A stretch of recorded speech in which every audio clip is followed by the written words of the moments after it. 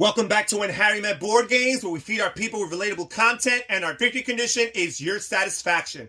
I'm Harry, and today we have another playthrough for you all. Today I'm going to be playing through this game right here, Robinson Crusoe, Adventures on the Cursed Islands. And this is what the game of Robinson Crusoe looks like set up. First of all, players decide on a particular scenario that they are going to play. The game comes with 7 scenarios in the base box alone, and today we'll be playing through scenario number 2, the Cursed Island, and I'll explain more about this in a few minutes. The board here will be laid out as you see it on the screen. First of all, we grab these location or terrain tiles and we identify the starting tile, which is easy to find because it has a volcano erupting on the back side of that tile.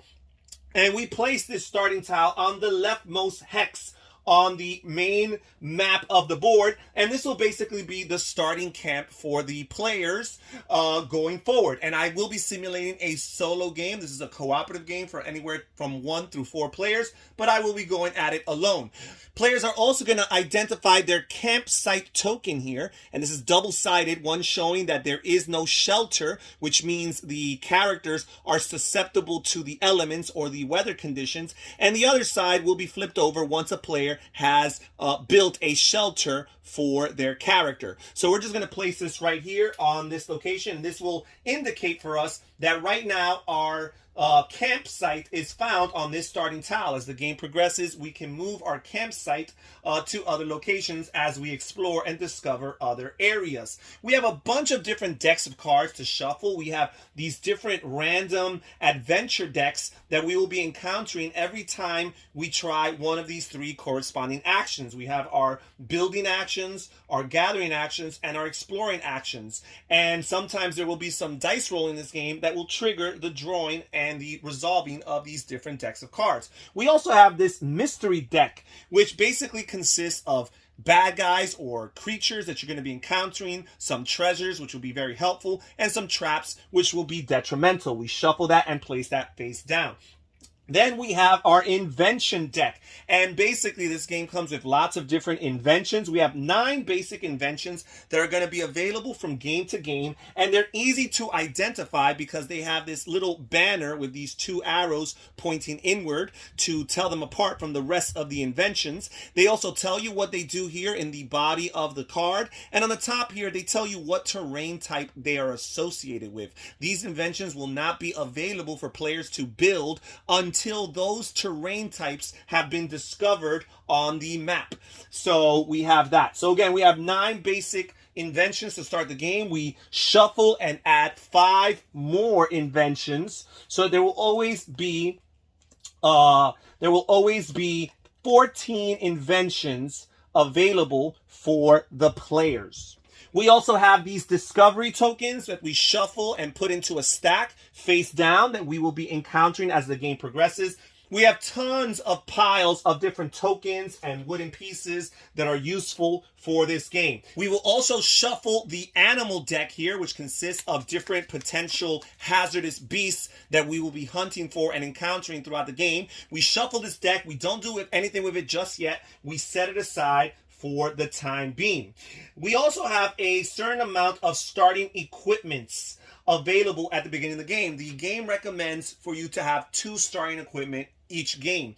For the purposes of this video, I will be playing with 3 starting equipment because I find the game to be very difficult otherwise. And each of these has 2 allotted spots, which will be indicated by these white tokens, which means you can use each of these items up to twice in the course of the game, and every time you do so, you remove one of these white tokens to show that you've used it. And when there's no white tokens on a given card, that means that that special action can no longer be taken. So let's see some of these starting equipment that I have chosen to start the game with. I have the pistol, which will temporarily give me a +3 attack strength when I'm fighting or hunting for beasts and animals. I have the Bible here, which tells me that when I take the arrange camp action, which is indicated here on the board, that I will get 3 determination tokens, and I'll talk more about determination tokens shortly, instead of the typical 2, plus I'll also heal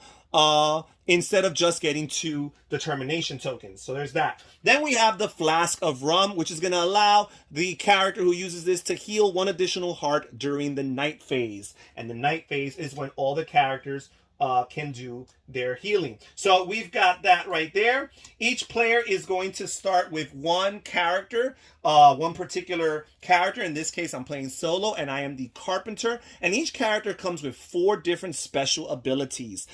This is all written in script, but we have economical construction, we have craftsmanship, we have a new idea, and we have handyman. And each of these actions require a certain amount of determination tokens in order to activate them. So you cannot just spontaneously activate or trigger a character's actions. You need to have determination tokens. And the determination tokens are basically these right here. And they're kind of like a currency that you'll be using throughout the game, in particular to trigger your character's special abilities right here. And each character also has a health track, and each track varies from player to player. And this determines their life and when they are dead and eliminated from the game. We also have these thresholds here marked by these arrows here. And every time your health track here crosses one of these thresholds, you're going to decrease your heroes or your characters along the morale track. And the board has this morale track here on the top here, and the rules recommend that you start with your morale at 0. However, for a solo game, if you want it to be a little bit easier, they allow you to start with your morale at 1. So as the game progresses, you're going to be trying to adjust this morale track, increasing it, but sometimes bad things will happen to you that will force you to retreat and take away from your current morale. Each character also has these special spots corresponding with different body parts, like their stomach, their leg, their arm, and their head. And these are going to correspond with different potential bad things, injuries, and wounds that the characters will be sustaining throughout the game when particular events are triggered. So there's that. Also, each character starts with a starting invention that only they can work towards building. And the carpenter here has the snare. And here we have a symbol of a rope, which means in order for the carpenter to build the snare, the rope, which is one of the starting inventions here, has to already have been built. So that's something to keep in mind. Now, once an invention has been built and the player has met its requirements, it's flipped upside down to show the item here, and it's placed in the future available spots here on this compartment of the board here to indicate that at the end of the current round in which it was built, from that point forward, this will be placed on the board and it will be an invention or an item that's available to all players to use for the remainder of the game. Now, because I am playing solo and I have no other human characters to help me, the game does provide these 2 kind of helpful sidekick characters. We have Friday here, and we have the dog, and they each come with 1 worker placement piece, as opposed to your regular characters, which come with 2 worker placement pieces. Now, Friday in particular also has a health track, so that's something to keep in mind, and he does not have much health or damage he can sustain before he's eliminated. 4 hits and Friday is dead. Now, Friday, he lives off the wild, so he's not susceptible to the elements. He does not need to be fed, which is something that your regular characters will have to account for. You're going to have to gather food in order to feed your characters, or else they will be dealt damage. Now, the dog does not have a health track, but the dog is very limited because they can only use their worker placement piece for 1 of 2 actions. They can either do the exploration action, which is associated with the color green, or they can do the hunting action in order to help the human character hunt different beasts. Other than that, the dog cannot do any other action in this game. We have here a track to indicate all the different phases that the players will go through during their turn, and I'll explain more about that shortly. Then we're going to create and construct the event deck. Now, first of all, the game comes with 3 possible wreckage cards, which players can randomly or arbitrarily choose one from in order to start the game off with. And we have here the wrecked lifeboat. And we're going to place this wreckage card On the rightmost space here in this little compartment, which has 2 spaces allotted for the different event cards, we're going to place it right here. And as events get pulled and drawn into the game, we're going to slide cards here. And eventually these cards will be removed from this area. There will no longer be any space for them. And the consequences or benefits that are listed on the bottom will be triggered as a result. We can take the 2 remaining wreckage cards and we can discard it for the game for the time being. Then we're going to prepare the event deck, and the game comes with tons of these different event cards. And when we're creating the event deck, first of all, we're taking into consideration how many rounds there are for the particular scenario that the players are playing. In this case, the Cursed Island, we are playing 10 rounds, so we're going to need 10 event cards. Now, the rules recommend that you have an even split of 5 cards of the 2 different types of event cards that you find in this game. You have event cards that have a question mark with one of the particular colors corresponding with 3 of these actions that we find right here.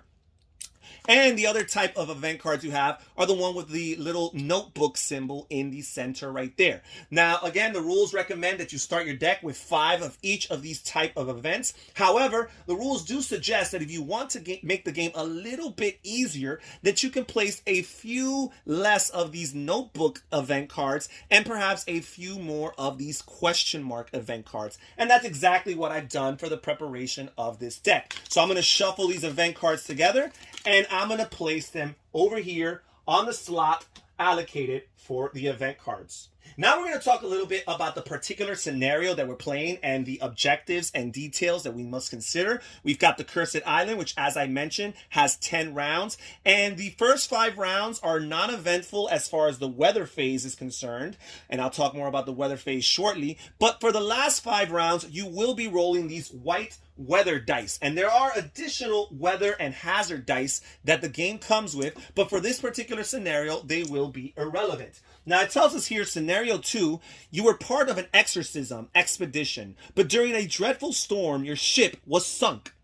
You crawl upon the cursed island you were meant to land on. You are in a bad way with no hope of calling for help, but you must still accomplish your mission. The exorcism. The goal of the scenario is to build the cross, which is one of these items here. Now, just like you have these inventions that the game comes with in the Invention Deck, these particular scenarios quite often have pre-populated inventions printed on their cards. In this case, we have the cross, which will require 2 wood in order for the players to build. When you build a cross, you're going to have to build it 5 times. Each time on a different island tile, and you're going to place a purple disc in order to indicate where you have built the cross. This game here also comes with an additional item that can be built, and we have here the Sacred Bell, which allows you to remove up to 3 of these white discs, and I'll explain shortly what these white discs will be in this particular scenario. Now, it does indicate here that each of these items can be and will be built multiple times. Now, here there are some specifications for particular totem symbols that will come out in different terrain cards. Each of these terrain tiles have symbols printed on them. Here, for example, we have wood and we have a fish here to indicate that players can produce and generate both wood and food from this given tile. Now, some of these terrain tiles are also going to have symbols of animals or beasts, which will indicate that we add a beast card from the regular deck to the active beast area right here for hunting. The hunt deck, I should say. And we have other symbols on these terrain tiles that include little totems here. And whenever we see one of those here, it's going to tell us that for the first time that that symbol is popped up in one of the terrain tiles, it says in a future round, you may take an explore action to draw 4 mystery cards and only resolve 3 treasure and 1 creature response. You can take this action only once in a game. So once the first one is there, we would put a token to indicate that that was the first totem that was drawn. And going forward, at any point, we could choose to explore the mystery deck, and we will not be susceptible to any traps, and only 1 monster would be able to hurt us, and we would keep on drawing until we resolve 3 treasure. So that's very, very helpful. Then we have the second totem here, which is the Altar of Death. It says the player who explored the tile with this icon is going to get 2 hearts or 2 damage. And then finally, the third and the fourth, we're going to put a fog marker on each such tile. So every time a third, the third or the fourth of these symbols come out, we're going to place a fog marker. And the fog marker in this scenario is going to be represented by these white disc right here. And whenever we draw an event that has the notebook symbol, that's also going to make us put a marker on two different island spaces, not just one. And we're going to put one disc on each island space. These are fog markers. No space can have more than one fog marker. First of all, the fog markers count as -1 worker. And what that symbol means is that your workers are less productive. Throughout the course of the game, you're going to be managing your worker placement pieces here. And for some actions, if you want to assure or increase their chances of succeeding, instead of committing 1 worker, you would have to commit 2. Well, what this -1 worker symbol here means, that whatever requirement you would need for said action, you're going to have to add 1 additional worker for it. So any action that would have normally required 1 worker will now require 2, and any action that would have required 2 workers will now require 3. It also says that if the camp is located on a tile with a fog marker, that you get no resources from that tile during the production phase. So you want to be particularly careful about protecting your campsite from those fog markers. It says if you want to build a cross on a tile with a fog, this action requires assigning 1 more pawn than normal.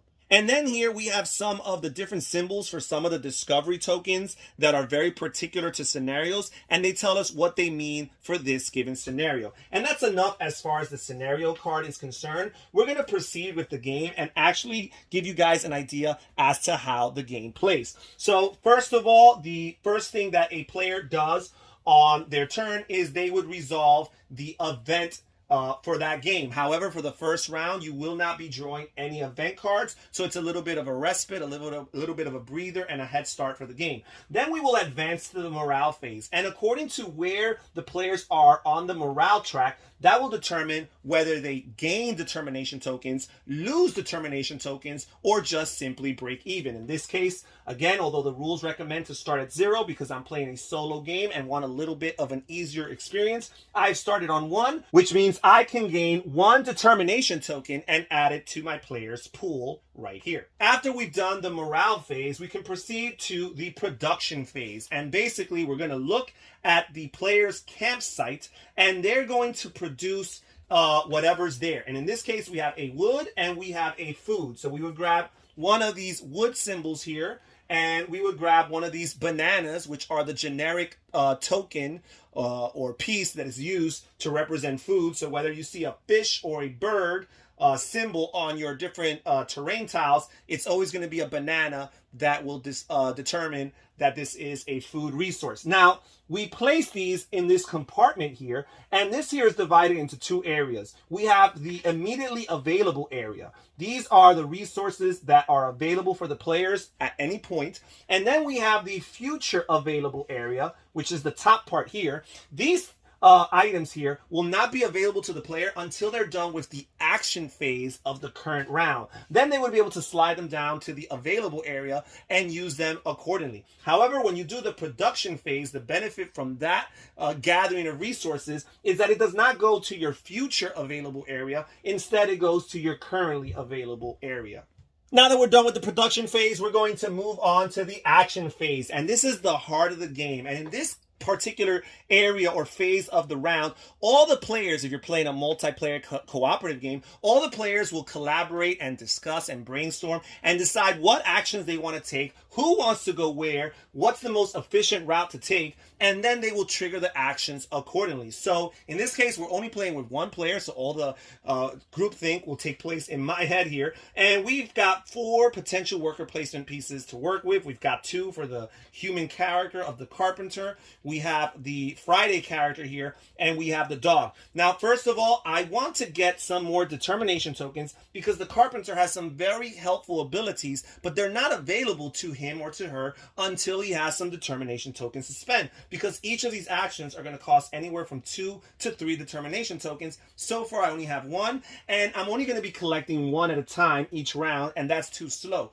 So if I place a worker here in the arranged campsite worker placement spot, I'll be able to increase or to collect two resources or two determination tokens. So I am going to place one person right there.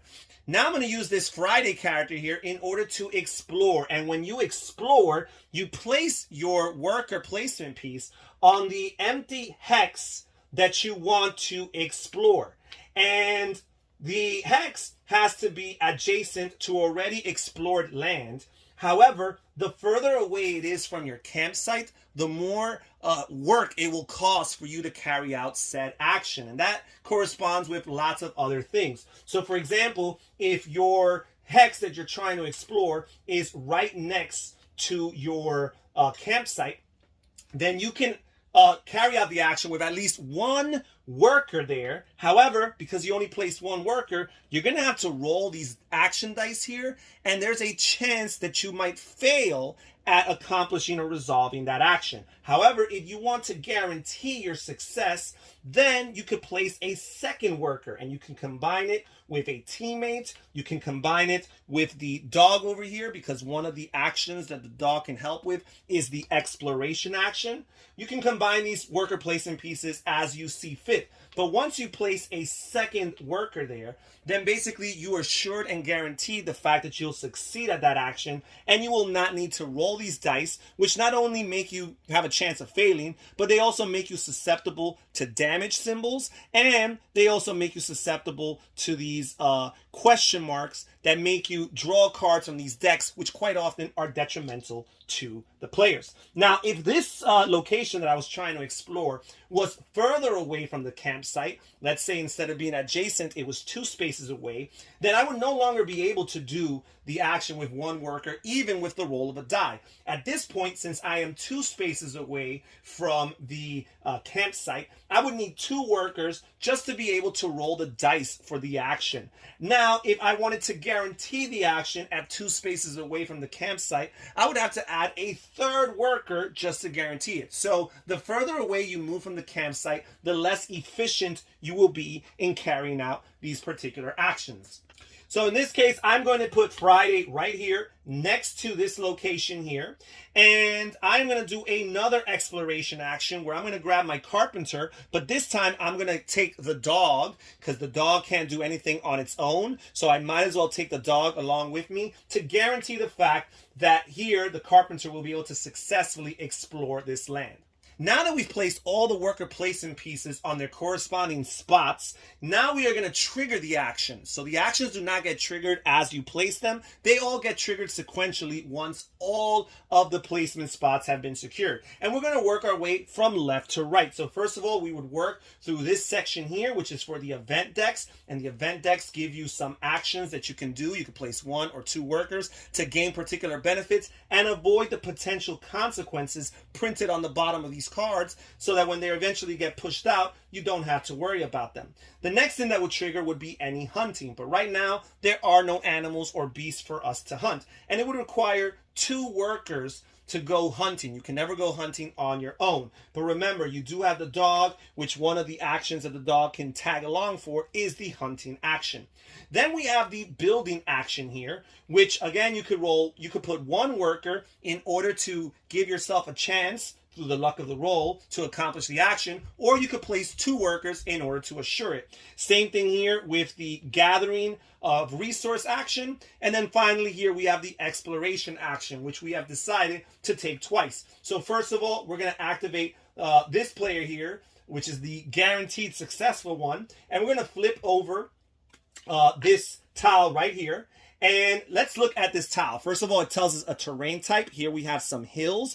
And as soon as a terrain of a new type is revealed for the first time, we're going to grab some of these black tokens here, and we're going to place them on the inventions that have the corresponding terrain type printed on the top of the card. So in this case here, we have the bricks and we have the pot. And this now tells us, by covering these spots here, it tells us that these inventions are available for us to build in future turns. Until the corresponding terrain types are revealed, those inventions are not available to the players. Now, we also have a wood symbol here, which means going forward. This is an area that we can explore, or I should say, we can search and gather for wood for. Here we have a beast symbol, which means we're going to draw 1 card from the beast deck, and we're going to add it to the hunting deck right here on the board. Finally, we have 3 more symbols printed on. 2 of these are discovery token symbols, the 2 circles here, which means we draw the top 2 tokens here from the discovery stack, and we place them not in the available section, but in the future available section of this compartment right here. And finally, we have this totem symbol here, which, as I mentioned, for this specific scenario, the first time a totem symbol appears in this game, we're going to grab a token here and place the number 1 token on this location to show that this was the first totem revealed. And from this point forward, going forward, you can take an explore action. So we can choose to do the explore action instead to draw 4 mystery cards, and you only have to resolve 3 of the treasures and 1 of the creatures. Because usually when you resolve mystery cards, you're kind of subject to the luck of the draw. But in this case, you'll be able to ignore all other things other than 3 treasures and 1 creature. So that's it as far as this tile is concerned. Now Friday here is going to take his exploration action, and because he's on his own, he is subject to the luck of the dice roll to see whether or not he succeeds. And we'll roll these dice right here. And first of all, this Y symbol here tells us that we have succeeded. Otherwise, the other faces of the die show these tokens to show that you would get some determination tokens as a consolation prize. But Friday was able to successfully explore that area. This die right here contains the potential damage. We were lucky to draw the blank side, so Friday will not suffer damage for that. However, this side here has a question mark, and the question mark usually forces the player to play and reveal and resolve the first or top card from the corresponding deck. However, that only applies to actual characters, regular characters. For Friday, every time he rolls a question mark, instead, he suffers 1 damage, so that is not a good thing. So Friday now has lost 1 health, but he did succeed in exploring this area right here. So we're going to flip over the top tile here, and we're going to place it right here in the location that Friday was exploring. And first of all, let's see something here. We have some grasslands here. We're going to grab 2 of these black tokens and cover the inventions that correspond with this terrain type. So the rope and the medicine are now available to us, and that's very important for this particular scenario because the sacred bell, which helps us remove fog markers, requires for not only the hills to be available, but also for the rope to have been built. Now we have here a bird which corresponds with food, and we have wood. So that means that this area here can produce both food and wood, which means it would make for a pretty good potential campsite for the players. We also have another discovery token symbol. So we'll draw the top discovery token here, and again place it in the future available compartment of that section over there. And then finally, we have this other totem symbol here, which is the second symbol of its type. And here it tells us that the number 2 one that's drawn is the altar of death. It says the player who explored this tile with this icon gets 2 damage. So Friday is going to lose 2 more hearts, and he's only 1 away from dying and losing this game. So that's something you want to consider, because once Friday's eliminated, you're going to be much less efficient and effective as a player, so you want to keep him healthy. So let me just place this number 2 token here to indicate that this was the second totem revealed. We continue progressing our way from left to right, carrying out all the actions. And finally, we're going to carry out this arrange campsite action here, which allows the player who placed this action here to draw 2 more additional determination tokens and add it to their pool. Now we are done with the action phase, and whenever you're done with the action phase, the first thing that happens is you slide all of the tokens and resources and symbols that were in the future available compartment, and you slide it to the currently available compartment. And in this case, we have a bunch of these discovery tokens. We will flip them face up and see what they have for us here. This here, treasure, you can play it at any time in order to search the mystery deck for a treasure card. We have herbs here, which we can use. So once the pot has been invented, that's one of the inventions here on the board, we can use the herbs to increase our morale here on the morale track. And then here we have fallen tree, which allows us to basically turn this in at any point we want for 2 wood. I'm going to choose to use this treasure token here as well. I'm going to discard it, and I'm going to flip over this mystery deck until I draw a treasure card. And here we go. The first card is a treasure card, and it says boxes. It says strong wooden boxes, very useful in your situation. Keep this card. From now on, your food does not perish during the night phase. And that's an awesome thing to consider, because your food in surplus that's not used to feed your people during the night phase, it cannot be carried over from round to round. Instead, it will perish, and you'll have to discard it at the end of the round. There are ways of acquiring these non-perishable foods here and using them and keeping them for longer periods of time, but for the most part, your food will be perishable. Well, now, thanks to the discovery of these boxes, the players can feel free to reap and harvest as much food as possible, because it will not go stale, it will not go bad. So we'll keep this here in the player area. And we're done resolving these tokens. We'll save these herbs here for a future turn when we have hopefully invented and built the pot. And now we're going to move on to the weather phase. And in the weather phase, we're basically going to check here with the current round that we're on, and we're going to see if there's any dice symbols printed underneath them. And again, as I mentioned earlier in the introduction of this video, for the first 5 rounds, there are no weather effects, so we are safe from that. However, we need to get our shelter, our roof, and all of it ready before round 6, because from that point forward, there will be some weather casualties that we need to account for. So we're done with the weather phase. We will proceed to the night phase. And in the night phase, first of all, players have to decide whether or not they want to move camp. And that can be very advantageous, because if you stay in the leftmost corner, you're going to be very limited as to what other things you can do in this game. Also, there are going to be some more interesting spots that will not be as available for you if you don't progress. The best time to move your shelter is when your shelter is underdeveloped, because going forward, whenever you move a shelter that has been built, or a campsite that has been built and has a roof, for example, you're always going to lower your roof by half. So a roof that has, if you have your roof at level 2, your roof would be at level 1 because you moved your shelter. In this case, our shelter or our campsite isn't even a shelter. It doesn't have a roof. So it's the easiest time to move the campsite from this location over here to that location over here next door. Now players are going to have to pay food, 1 food for each player. This is a solo game, so we only have to pay 1 food, and that's exactly what we have. Friday lives off the land, so he's not susceptible to these conditions. He will not suffer any penalty for not having any food. However, because our campsite is still not a shelter, because of that, the human player is susceptible to the elements of the night, and they're going to suffer 1 damage. So we want to build our shelter as quick as possible to protect us from the elements, at least during nighttime. And now we are done with this round, and we will advance the round tracker here to indicate that we're moving on to round 2. If we were playing a multiplayer game, we would pass the starting player token from the current active player to the next player, so that players would all take turns being the active player, which is especially important for the morale phase over here. So we're going to proceed to the next round, and the first phase of the next round is the event phase.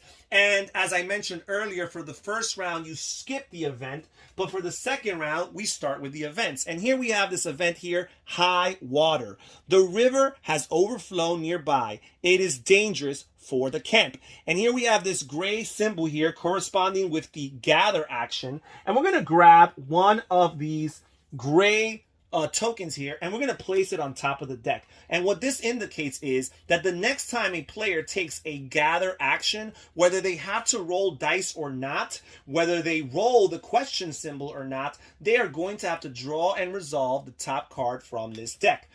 Now, what else does it say here? It says put a green question mark in the explore action space. So we've got this right here, and it gives us a special worker placement action we could take by placing workers on this card, which is the drain action.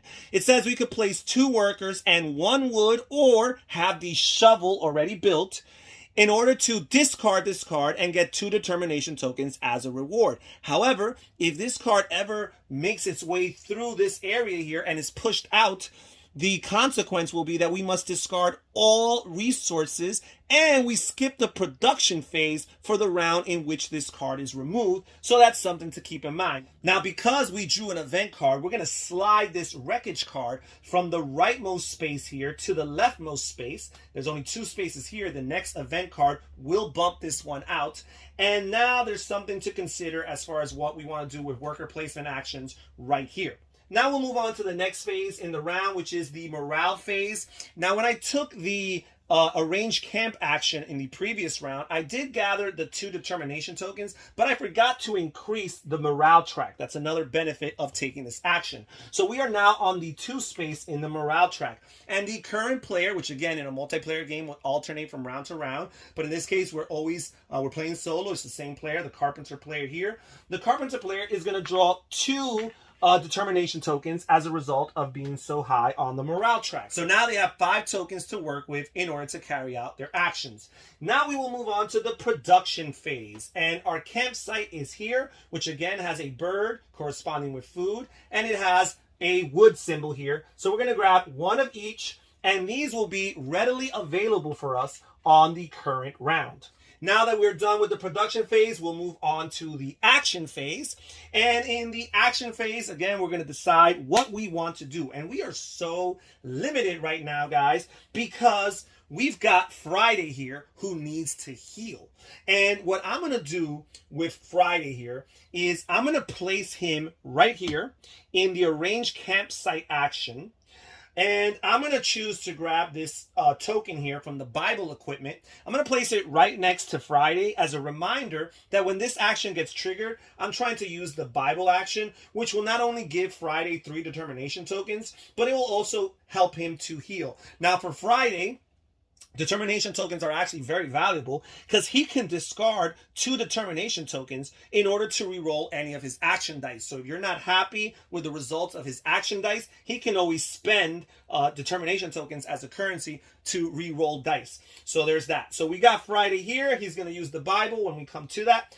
Now we got to figure, I think I want to take care of this action because one thing is, it's not necessarily the reward of this action, but it's the consequences. Discarding all resources can be potentially very harmful. And also, it will make you skip the production phase from that round. So that means the additional gaining of resources at the beginning of that round. So I think I might want to do that. Now, I am going to have to use 2 workers to go there, and that's painful. I'm not sure if I want to do that just yet. I think first, I'm going to try to build myself a shelter. So I'm going to use this 1 worker here, and I'm going to place him here next to the shelter.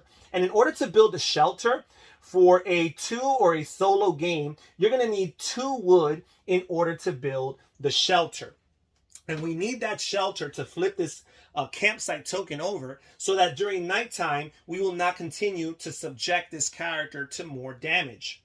So I'm only placing 1 worker here, which means I am going to have to roll the dice in order to see whether or not I'm successful. But I am going to use the other worker here and figure out what I want to do. I think I want to continue exploring. So I'm going to grab the dog over here, and I'm going to place the dog along with the carpenter right next to the campsite over here. And because I'm placing 2 workers, it's going to guarantee the success of this action. So again, we're going to carry out the actions from left to right. Nobody placed workers here. There's no hunting taking place. There is some building taking place. In particular, we're trying to build our shelter here. We're going to roll these 3 dice over here and see what happens. And we have a success, which means we'll successfully be able to build the shelter here. We're going to have to spend 2 wood for that. We would place one of these black markers here on the shelter area to indicate that it's been built. We will flip over this campsite token to its shelter side. And now during the nighttime phase, the human character will no longer take any damage.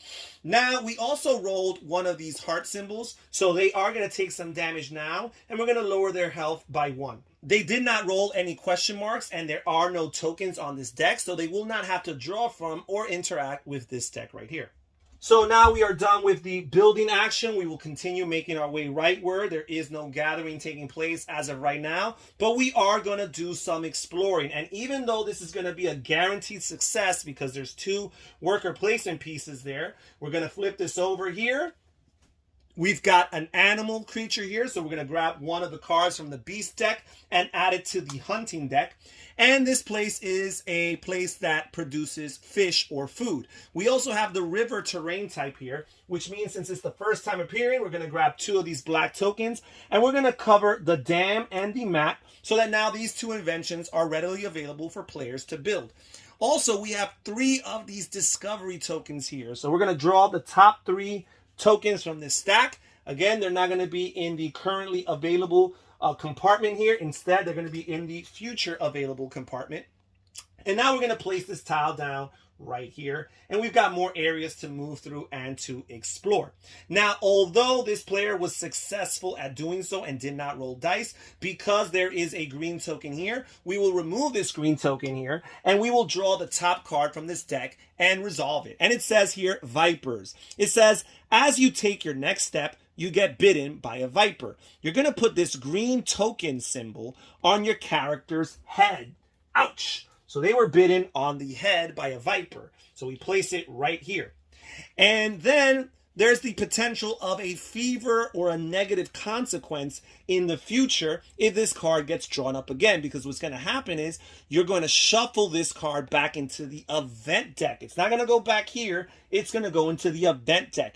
And it says that if you don't have the herbs here, or the medicine, I should say, if you don't have the medicine, the character with this wound on their head has only 1 worker available for that current round, and then we discard the wound. So, and then we still have to draw another event card. So we're going to shuffle this, and I usually just shuffle it without looking, and wherever the card ends up, it ends up. And we place this back over here. And this player is done with their exploration phase. We'll move on to the arrange camp action here for Friday over here. And remember, we spent one of these Bible equipment tokens here to indicate that instead of gaining 2 determination tokens, Friday will gain 3. And on top of all that, he will heal 1 health. So he's back up to half force at least.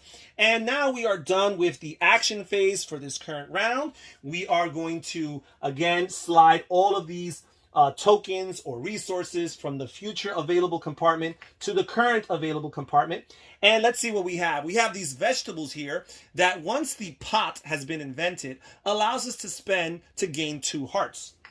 We also have the poison here, which again corresponds with the pot. Once the pot has been invented, we could use this as a temporary increase of 2 attack when we go fighting or hunting against different beasts. And then finally, the last one we have here is the treasure, which we could spend right now in order to flip cards from the mystery deck until we encounter a treasure card. And here we go. We have another one, the bottle of wine in Vino Veritas. It says, keep this card. You can use it once to heal 2 hearts, divided however you choose among the characters. So this is very, very helpful for whenever you're in a situation where one of the characters perhaps looks like they're in jeopardy of being defeated. Now, we have these 3 tokens here, which all correspond with the pot. So we would be very greatly benefited by building the pot, because these are 3 potential helpful actions that we can take once we do so.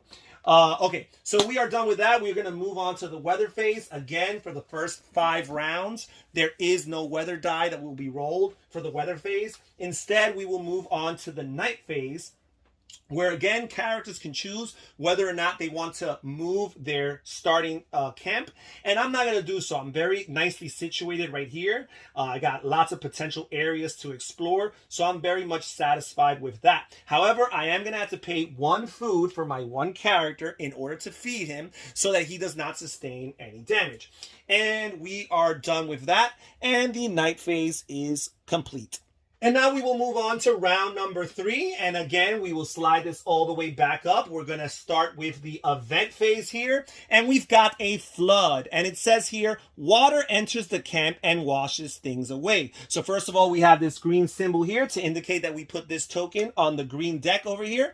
It says, turn one item face up to the invention side, or -1 to your attack strength, or -1 to your palisade, or each player gets 1 damage. And in this case, it's going to be 1 damage because we do not have any cards that are on their item side. The item side is the reverse side once you've built the invention. We also don't have a developed palisade, and we don't have any attack strength. So all of those are irrelevant. Instead, each player will get -1 heart. Now, note that the wording here is each player, not each character. So Friday will not sustain any damage. However, the carpenter here will lose 1 health.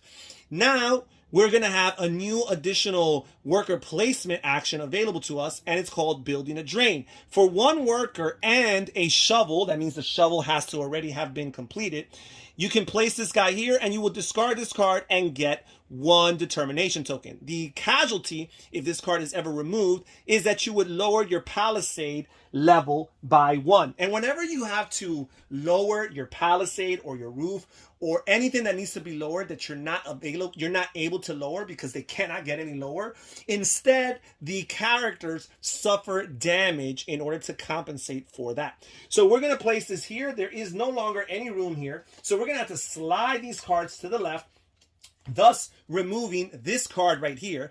And now we're going to trigger what says here on the bottom, and it's nothing happens. And that's because this is these wreckage cards. The wreckage cards are just a little head start that the game gives you, a potential helpful action that you could take early on. However, when they're discarded, nothing necessarily bad happens. So we're done with the event phase. We're going to move on to the morale phase. And yet again, I forgot that when I do the arrange camp action, not only do we gain determination tokens, but we increase the morale track. And that's very important because in future rounds, bad things will happen, which will force you to lower yourself on the morale track. And now that we are in the rightmost spot on the morale track, the starting player gets a choice of whether or not they want to get 2 determination tokens or to heal 1. And right now we have a good amount of determination tokens. We have 5. So I think I'm going to take the opportunity to heal 1 because this option will not always be available because, as I mentioned, as the game progresses, we will be fluctuating in our morale status.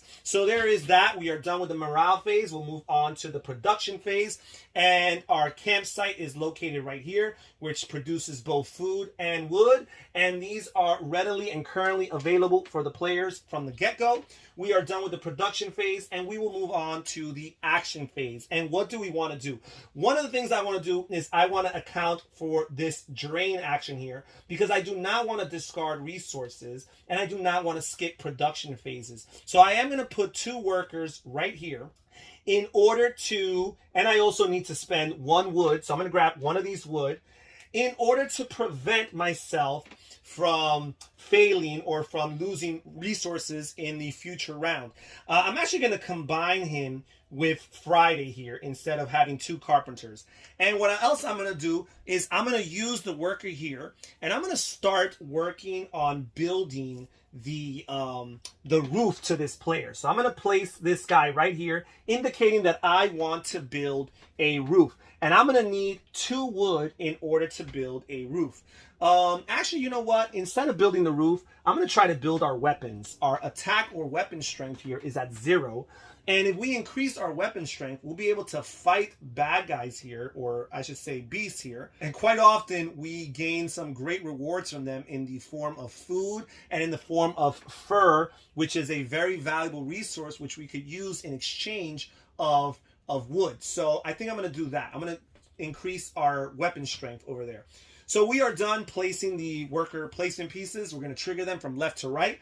This time we're starting here with the drain action.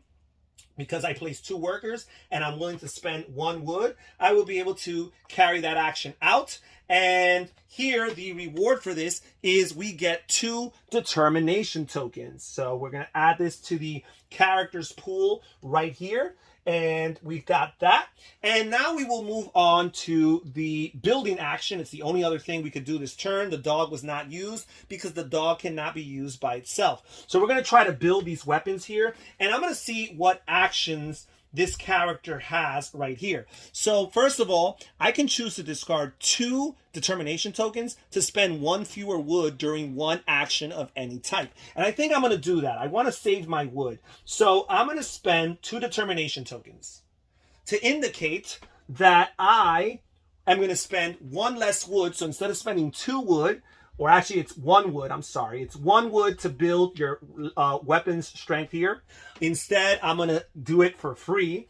I'm going to roll the dice, however, because I do have to roll the dice because I only put 1 worker there. And let's see what happens. So far, I've got a success right here. So I was able to successfully build it. I'm going to spend the 2 determination tokens. Instead of spending 1 wood, I get to build my weapon level up by 1. And for your weapon level, you have to build them sequentially 1 by 1. You cannot skip steps no matter how much wood or resources you have. So that's something to consider. I did roll this heart damage here, so I will lower my character's health down by 1. And I did not roll any question marks, so luckily for me, I do not have to sustain or draw any cards from that deck.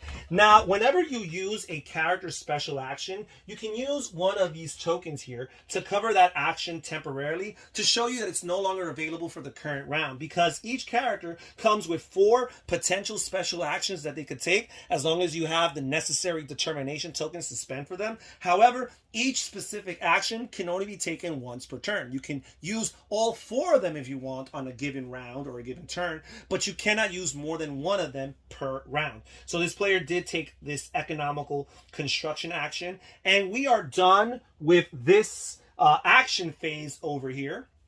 There's nothing to resolve as far as the resource area is concerned. We're going to move to the weather phase, and there is no weather casualties taking place. So we'll move on to the night phase, where we will decide not to move our settlement. We will spend the 1 food here to feed the 1 character, and we will move on to round number 4. Now, that's pretty much it as far as Robinson Crusoe is concerned. Now, for this particular scenario, every time you reveal an event card that has one of these notebook symbols, it tells us that we place 2 of these fog markers in any of the terrain tiles, and we pick them as we see fit. However, no terrain tile can ever have more than 1. So it gets to the point where you're going to be obligated to put these fog markers in locations that you do not want to put them on. Remember that these fog markers indicate a -1 worker action here, which means every time you use a worker action for that particular location that has the fog marker, you're going to have to spend 1 more worker in order to carry out its effect. Also, all terrain types that have fog markers are treated as unexplored, which means we will remove these black tokens from the corresponding terrain types of the different inventions, which means they would not be available for building. So this can totally set the players back and frustrate their efforts. It also tells us that any place with a fog marker gets no resources during the production phase. So we want to clear these markers as fast as possible so that we do not have to be forced to place a fog marker on our campsite, because then we will not be able to produce resources from there. Now, as the game progresses, we're going to try to unlock the hills, which had already taken place. We're also going to try to build the rope, which is just a matter of having the grasslands available and then successfully accomplishing the building action, whether it's through the roll of the die or placing 2 workers to guarantee its success. We would flip it over, and then the rope in future rounds would be available for us, which means going forward, as long as we successfully complete a worker action here, again by the roll of the dice or by placing 2 workers to guarantee its success, we would be able to remove up to 3 fog markers from anywhere along the map every time we carry out the Sacred Bell action.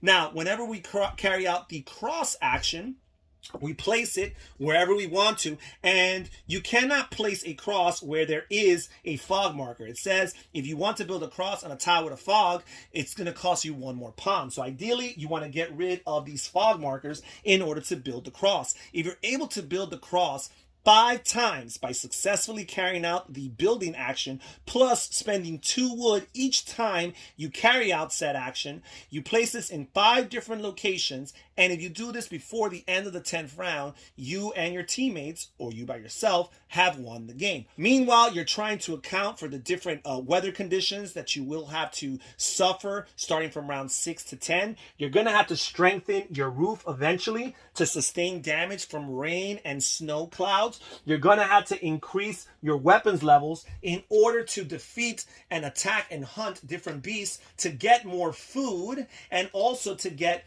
fur and other resources that will help you be more efficient in your building endeavors. All throughout the game, we have to interact with very hazardous events. Sometimes when we roll question marks for some of these specific actions, we reveal and resolve cards that end up having sometimes beneficial short-term effects, but long-term they're very detrimental because we shuffle them back into the event deck, and then we have to pay for future consequences. As long as players can remain alive long enough by feeding themselves, by protecting their shelter, and doing all the necessary actions, as long as they can do this and have those 5 crosses built by the end of the 10th round or earlier, then the players have successfully completed the Cursed Island scenario and they have won the game. And that's pretty much it as far as this playthrough is concerned. Sorry that we did not go through the whole game, but between the explanation and all the details involved in this game, that would have made for a very long video. If you want to see a playthrough of the first scenario, the starting scenario that Robinson Crusoe comes with, you can check in the description down below for a link to a video on my channel where I do a playthrough of that particular scenario. That's it for today's video, folks. Thank you so much for joining us here at When Harry Met Board Games. Please comment down below with any questions you might have. This is Harry saying take care, everybody. Stay safe, stay healthy, and have fun gaming. Bye-bye.